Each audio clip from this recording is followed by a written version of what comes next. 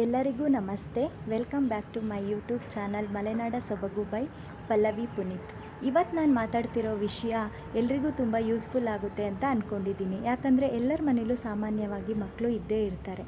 ನಾವು ಮಕ್ಕಳನ್ನ ಹೊರಗಡೆ ಕರ್ಕೊಂಡು ಹೋಗೋದು ಅಂದರೆ ಔಟಿಂಗ್ ಕರ್ಕೊಂಡು ಹೋಗೋದು ಯೂಸ್ಫುಲ್ ಇದೆಯಾ ಇಲ್ವಾ, ಅಥವಾ ಅಷ್ಟೊಂದು ಇಂಪಾರ್ಟೆಂಟ್ ಹೌದಾ ಅಲ್ವಾ ಅನ್ನೋ ವಿಷಯದ ಬಗ್ಗೆ ಮಾತಾಡ್ತಾ ಇದ್ದೀನಿ.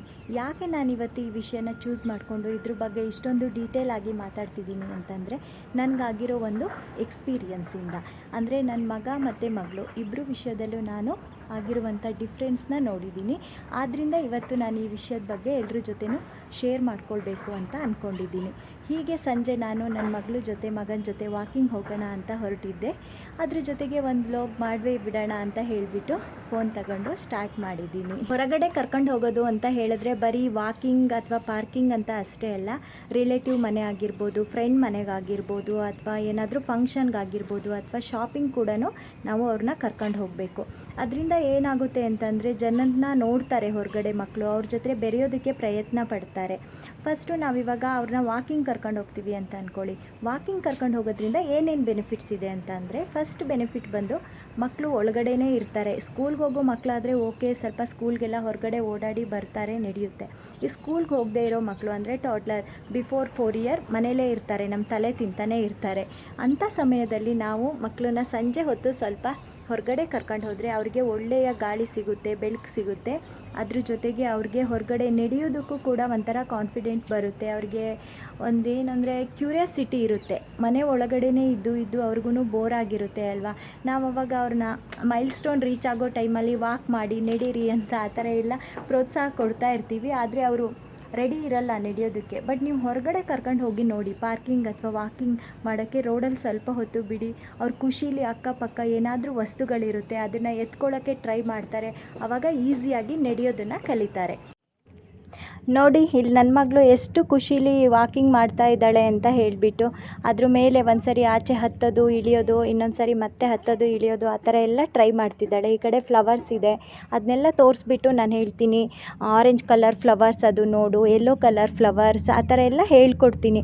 ಆ ಥರ ನಾವು ಪ್ರಾಕ್ಟಿಕಲ್ಲಾಗಿ ಹೇಳ್ಕೊಡೋದ್ರಿಂದ ಅವ್ರಿಗೂ ಬೇಗ ಅದೆಲ್ಲ ಕಲ್ತ್ಕೊಳ್ಳೋಕ್ಕೆ ಈಸಿ ಆಗುತ್ತೆ. ನಾವು ಮನೆ ಒಳಗೇನೇ ಕೂತ್ಕೊಂಡು ಅಥವಾ ಏನೋ ಒಂದು ಇಮ್ಯಾಜ್ ಎಲ್ಲ ತೋರಿಸ್ಬಿಟ್ಟು ಹೇಳ್ಕೊಟ್ರೆ ಅದು ಅವ್ರ ತಲೆಗೆ ಹೋಗೋದಿಲ್ಲ.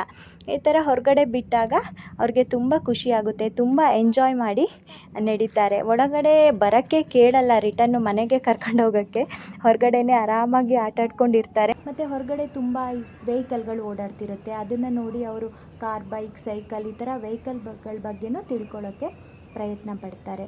ಅದ್ರ ಜೊತೆಗೆ ಇನ್ನೂ ಕೆಲವೊಂದು ಮಕ್ಕಳು ಅಲ್ಲಿ ಪ್ಲೇಯಿಂಗ್ ಮಕ್ಕಳೆಲ್ಲ ಇಲ್ಲಿ ಆರಾಮಾಗಿ ಆಟಾಡ್ತಿರ್ತಾರೆ.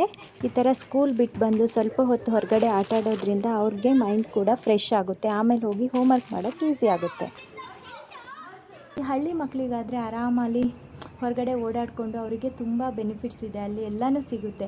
ಬಟ್ ಸಿಟಿ ಮಧ್ಯೆ ಇರೋರಿಗೆ ತುಂಬ ಕಷ್ಟ. ಬೆಳಗ್ಗೆಯಿಂದ ಸಂಜೆವರೆಗೂ ಮಕ್ಕಳು 4 ಗೋಡೆ ಮಧ್ಯೆನೇ ಇರಬೇಕು, ಅಲ್ಲಿರೋ ವಸ್ತುಗಳನ್ನೇ ನೋಡಬೇಕು.